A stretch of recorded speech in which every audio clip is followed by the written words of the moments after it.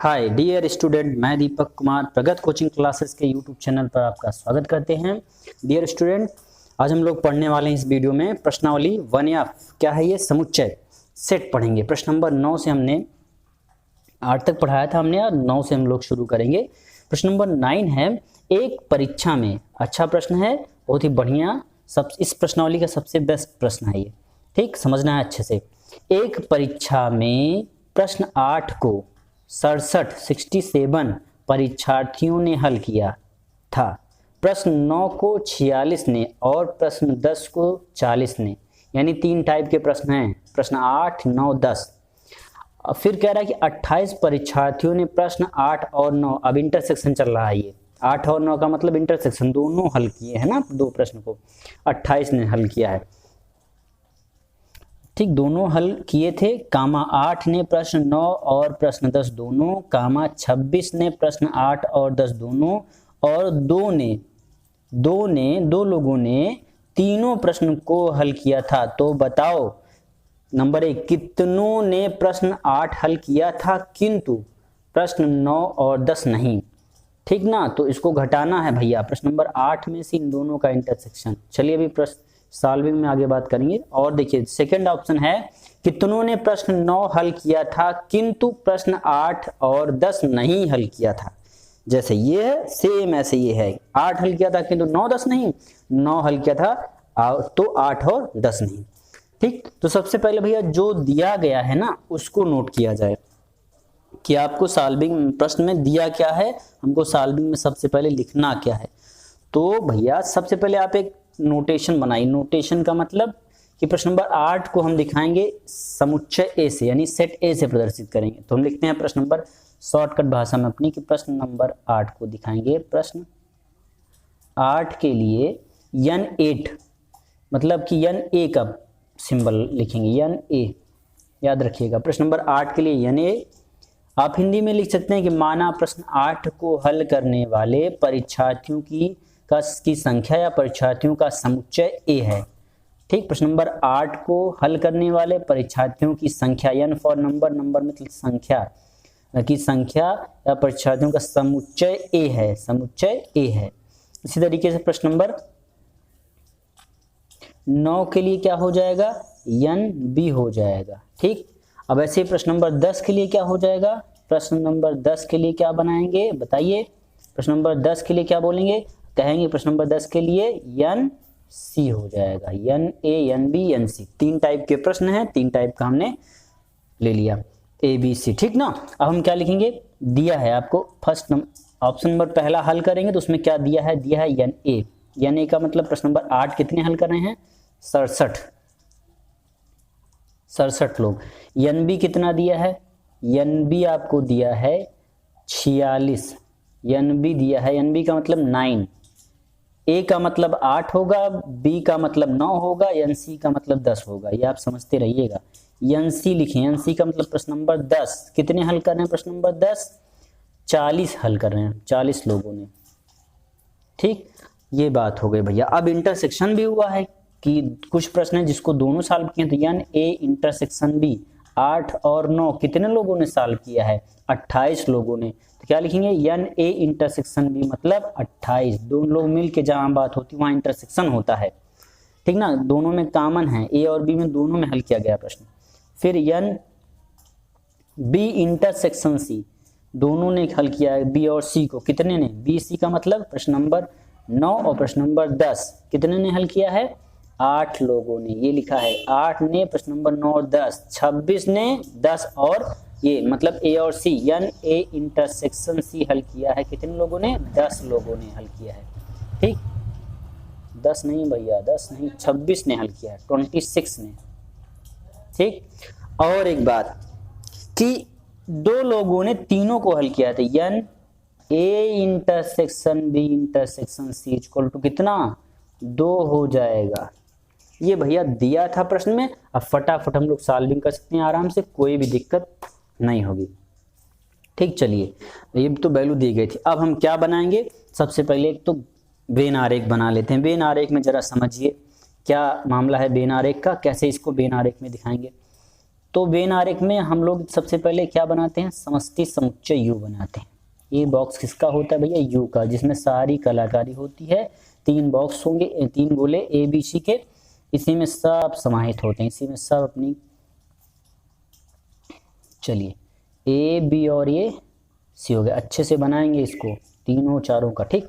ये आपका हो गया। क्या पढ़ेंगे, इसको पढ़ सकते हैं ए, ये ए किसके लिए, प्रश्न नंबर 8 के लिए, यहाँ लिख लीजिए 8। ये है बी किसका है, प्रश्न नंबर 9 के लिए है। सी किसके लिए, प्रश्न नंबर 10 के लिए है, ठीक। चलिए अब हम क्या करेंगे, कह रहा है कि तुम देखिए, ध्यान से देखिएगा, प्रश्न कह रहा है कि प्रश्न हम लोग पढ़ लेते हैं एक बार, प्रश्न आपको दिखा दें। प्रश्न कह रहा है कि तुमने प्रश्न 8 हल किया था, 8 ये ना, कि तुमने प्रश्न 8 हल किया था ना। देखो अगर हम इसमें छायांकित करेंगे तो भैया कि तुमने प्रश्न 8 हल किया था किंतु प्रश्न 9 और 10 नहीं, तो देखो ये भाग प्रश्न नंबर 9 और 10 में चला गया, ये भाग बचा कौन सा है, छायांकित करें तो यही भाग है भैया जो सिर्फ 8 वालों ने हल किया है। बात को समझिए, क्या हम कह रहे हैं, हम कह रहे हैं कि छायांकन में आप दिखा देंगे। अब संख्या को कहाँ दिखाया जाएगा उसको समझिए, ठीक। संख्या में क्या करेंगे, तो देखिए ये भाग ए इंटरसेक्शन बी होगा, तो ए इंटरसेक्शन बी का मतलब कितने लोग हैं, 28 लोग हैं। 28 लोग हैं, जरा समझिए ये कॉन्सेप्ट समझिए कैसे यहाँ लिखा जाएगा। ए इंटरसेक्शन बी में 28 तो हैं, लेकिन बाबू A intersection B intersection C में भी 2 लोग हैं, यानी कि ये जो भाग होगा ये 2 आपका पहले लिखा जाएगा। कैसे, देखिए ये भाग जो होगा वो इंटरसेक्शन बी का है, ठीक। ये भाग है ए इंटरसेक्शन सी का, ये वाला भाग ये भी है, लेकिन ये तीनों का है। ये जो बीच वाला पार्ट है ये ए बी सी, मतलब ये वाला गिनती यहाँ पे लिखा जाएगा, समझ रहे हैं, ठीक। अब बात करते हैं A intersection B. A intersection B में कितने, 28, तो 2 तो यहाँ चले आए, तो 28 के बाद 2 कितना बचा, यहाँ पे 26 बचा, समझ गए।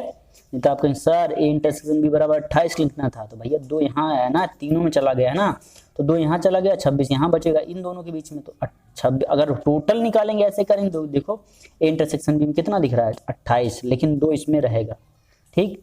ये कॉम्बिनेशन आप समझ के रखिएगा। चलिए अब चलते हैं बी इंटरसेक्शन सी।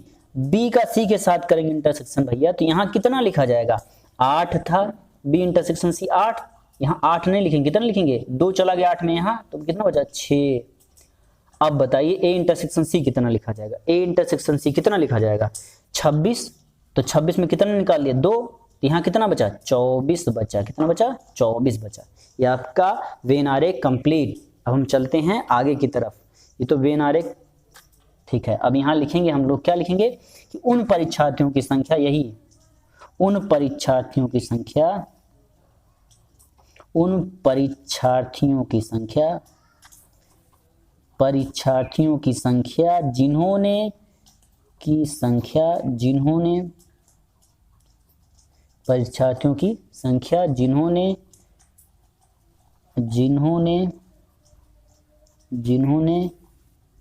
जिन्होंने क्या प्रश्न 8 हल किया था, प्रश्न 8 हल किया था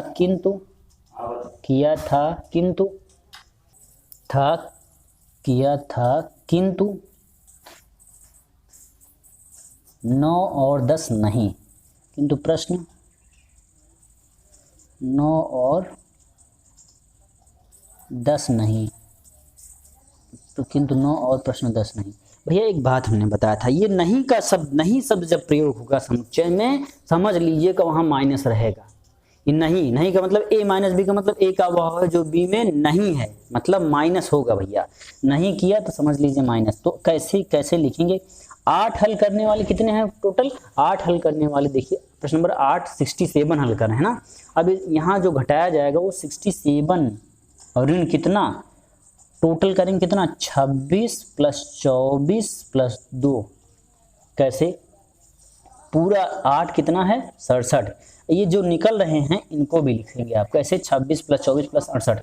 प्योर चाहिए जो प्रश्न 8 ही हल करें बाकी ना हल करेंगे, ये सब मिक्स हैं, इन सबको घटा के इन सबको बाहर निकाल देंगे भैया। ये जो 26 हैं ये मिक्स हैं कि बी में भी चले जा रहे हैं उछल कर, इन सब को हटाओ, इन सबको जोड़ करके इसमें 67 में घटा दो तो ये प्योर मान मिल जाएगा आपको प्रश्न नंबर 8 के लिए।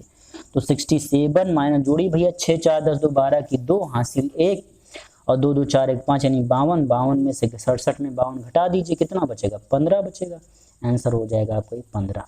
उम्मीद है प्रश्न नंबर 9 समझ में आ रहा होगा। चलते हैं स्टेप सेकंड पर। स्टेप सेकंड पर सेकंड स्टेप कहता है कि कितनों ने प्रश्न 9 हल किया है। सेम चित्र सेम बातें, ऐसे ही चित्र बनाएंगे पर छायांकन अलग होगा। कैसे अलग हो जाएगा, क्योंकि बी के लिए चर्चा हो रही है ना। तो भैया ए बनाया, बी बनाया, फिर सी भी बना दिया। ठीक, यहाँ 2 रहेगा, यहाँ 26 रहेगा, यहाँ 24 रहेगा, यहाँ 6 रहेगा। ऊपर समझाए हैं, बहुत समझाने की जरूरत नहीं है। यहाँ 10, यहाँ बी आपका 9 हो जाएगा, यहाँ आपका ए 8 हो जाएगा। अब कह रहा है कि बी छायांकित होना चाहिए। तो कितनों ने प्रश्न नंबर 9 हल किया। 9 हल किया का मतलब ये छायांकन में आपको ये प्रश्न नंबर 9 ही हल होगा। प्रश्न नंबर देखिए, हाँ, तो ये प्रश्न नंबर 9 जो है कितनों ने हल किया था, ये लोगों ने। छायांकन देखिए, छायांकन हम दिखाने के बाद सॉल्विंग बता दी, ये छायांकन में इतना हो जाएगा, लेकिन ये कितने लोग हैं ये नहीं फिक्स ना। तो इसको निकालने के क्या करेंगे, प्रश्न नंबर 9 कितने लोग हल करें, 46 में से इसको घटा दीजिए, आंसर मिल जाएगा आपको। तो चलिए वही लिखेंगे कि उन परीक्षार्थियों की संख्या, उन परीक्षार्थियों की संख्या, परीक्षार्थियों की संख्या, उन परीक्षार्थियों की संख्या जिन्होंने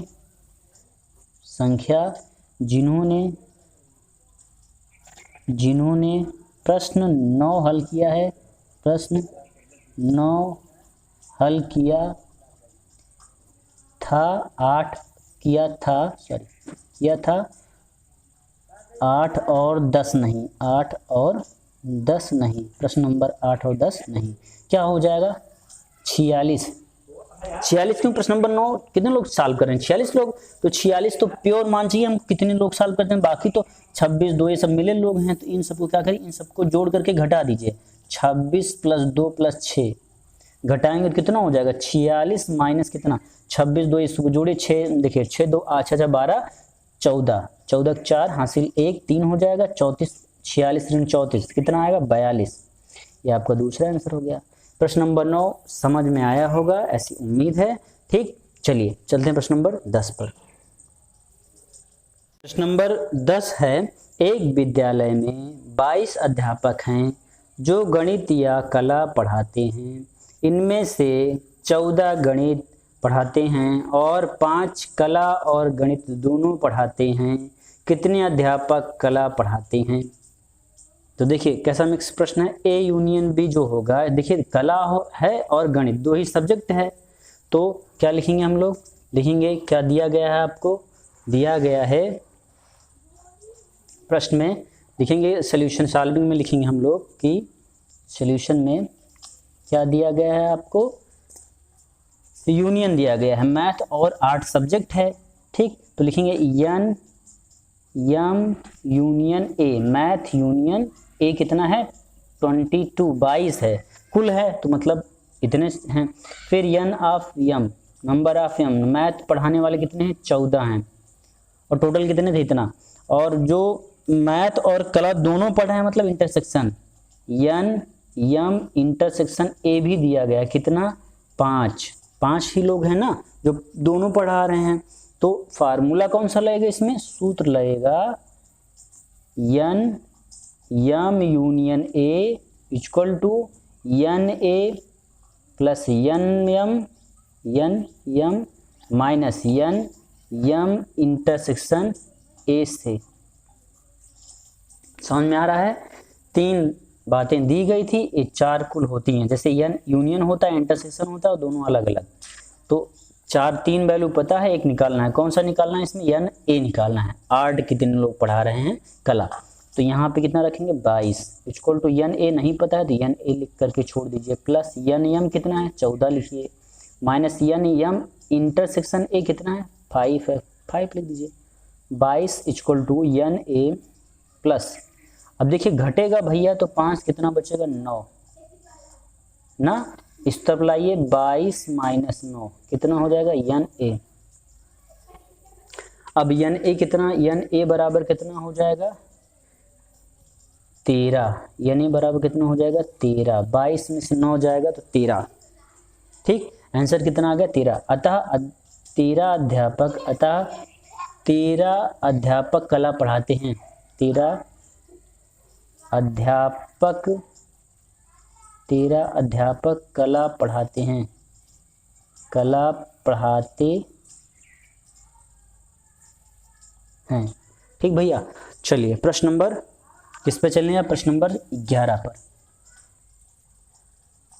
प्रश्न नंबर 11 है, किसी परीक्षा में गणित अथवा अंग्रेजी में प्रथम श्रेणी के अंक प्राप्त करने वाले 80 छात्रों में से 50 छात्रों ने गणित में तथा 10 छात्रों ने अंग्रेजी और गणित में प्रथम श्रेणी के अंक प्राप्त किए। कितने छात्रों ने अंग्रेजी में प्रथम श्रेणी के अंक प्राप्त किए? देखिए इसमें इंग्लिश और मैथ है। ठीक, देखिए क्या मानेंगे आप? गणित के लिए, मैथ के लिए अच्छा ए भी मान लिया जाए। माना गणित में प्रथम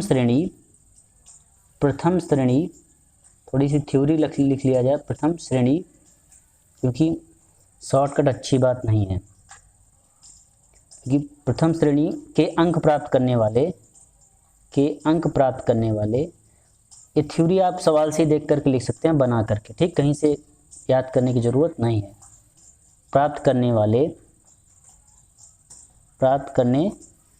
वाले कितने हैं? विद्यार्थी कितने हैं? विद्यार्थी बराबर A equal to N A equal to कितना हो जाएगा? नंबर ऑफ ए कितना? 50। ठीक, कुल विद्यार्थी कितने, और तथा अंग्रेजी इसी तरह लिखेंगे। तो अंग्रेजी के लिए क्या लिखेंगे? अंग्रेजी के लिए अच्छा यहाँ एम भी मान सकते हैं, यानी एम मान सकते हैं। मैथ है तो एम मान लीजिए, ए भी मान सकते हैं, जो मान लीजिए आपकी मर्जी, कोई भी लिख सकते हैं इंग्लिश का अंग्रेजी वर्णमाला से। तो अंग्रेजी के लिए क्या मानेंगे? बी मान लीजिए, तो क्या कितना हो जाएगा? एन बी इक्वल टू नहीं पता है, हाउ मच करना है। ठीक, कुल विद्यार्थी कितने होंगे? कुल विद्यार्थी की चर्चा करेंगे भैया, तो कितना हो जाएगा? एन ए यूनियन बी कितना है? तो बताएगा एन ए यूनियन बी मतलब 80। कितना हो जाएंगे? 80 छात्र हो जाएंगे, एन ए यूनियन बी। अब मैथ और देखिए गणित और क्या क्या लिए हैं? 50 छात्रों ने गणित में, गणित तो हो गया भैया। अब इसके बाद 10 छात्रों ने अंग्रेजी और गणित दोनों ने, 10 ने कितना किस में? तथा गणित और अंग्रेजी में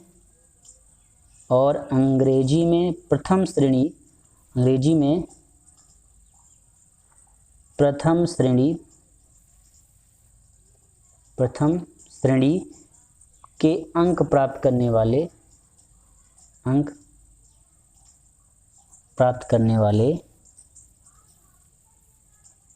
वाले विद्यार्थी कितने हो जाएंगे? एन ए इंटरसेक्शन बी, किसका? अंग्रेजी और गणित का इंटरसेक्शन कितना है? 10 का, तो लिखेंगे 10। अब सूत्र कौन सा लगाएंगे? आपको पता ही है, ज्ञात क्या करना है? एन बी ज्ञात करना है। एन ए दिया है, एन ए यूनियन बी दिया है, इंटरसेक्शन दिया है, तो फार्मूला कौन सा होगा? N A union B. Union का मतलब संग होता है, किसका? N A plus N B और minus N A intersection B का। यही फार्मूला है भैया, यही नियम है। यहाँ ए यूनियन बी कितना हो जाएगा? 80 बराबर हो जाएगा एन ए कितना? 50 प्लस एन बी कितना हो जाएगा? नहीं पता है तो एन बी लिख दीजिए, माइनस 10 हो जाएगा। तो 50 में 10 जाएगा तो 40 कुछ तब घटाएंगे, 80 में 40 यानी 80 बराबर 40 plus N B, then 80 minus 40 बराबर एन बी हो जाएगा, नंबर ऑफ बी। तो एन बी इक्वल टू कितना आ जाएगा? एन बी इक्वल टू कितना आ जाएगा? 40। तो कितने विद्यार्थियों ने अंग्रेजी लिया है? तो अतः अंग्रेजी में प्रथम